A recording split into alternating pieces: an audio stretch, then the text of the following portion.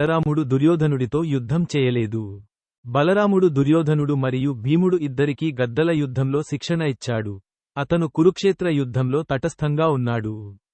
అతను దుర్యోధనుడు మరియు భీముడు ఇద్దరిపై ప్రేమను కలిగి ఉన్నందున అతను పక్షం వహించకుండా ఉండటానికి తీర్థయాత్రకు కూడా బయలుదేరాడు. బలరాముడు చివరికి తన ఇద్దరు శిష్యులు, భీముడు మరియు దుర్యోధనుల మధ్య జరిగిన ఆఖరి పోరాటాన్ని చూసేందుకు తిరిగి వచ్చాడు. అక్కడ భీముడు తన తొడను కొట్టి దుర్యోధనుడిని చంపాడు. ఇక్కడ మరింత వివరణాత్మక విచ్ఛిన్నం ఉంది. 1. శిక్షణ. బలరాముడు దుర్యోధనుడు మరియు భీముడు ఇద్దరికీ జాపత్రి యుద్ధ కళను నేర్పించాడు. 2. తటస్థత. బలరాముడు రెండు వైపులా సన్నిహిత సంబంధాలు కలిగి ఉన్నందున యుద్ధంలో పాల్గొనకూడదని నిర్ణయించుకున్నాడు.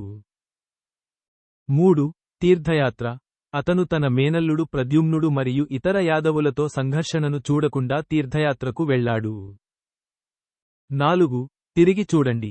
భీముడు మరియు దుర్యోధనుల మధ్య జరిగిన ఆఖరి పోరాటాన్ని చూసేందుకు అతను యుద్ధం చివరి రోజున తిరిగి వచ్చాడు. 5. భీముని విజయం. భీముడు అతని తొడను కొట్టడం ద్వారా దుర్యోధనుడిని ఓడించాడు. ఇది పోరాట నియమాలకు విరుద్ధంగా పరిగణించబడుతుంది. మరియు 6. బలరాముని ఉగ్రత. బలరాముడు నియమాలను ఉల్లంఘించినందుకు కోపోద్రిక్తుడై భీముడిని చంపుతానని బెదిరించాడు.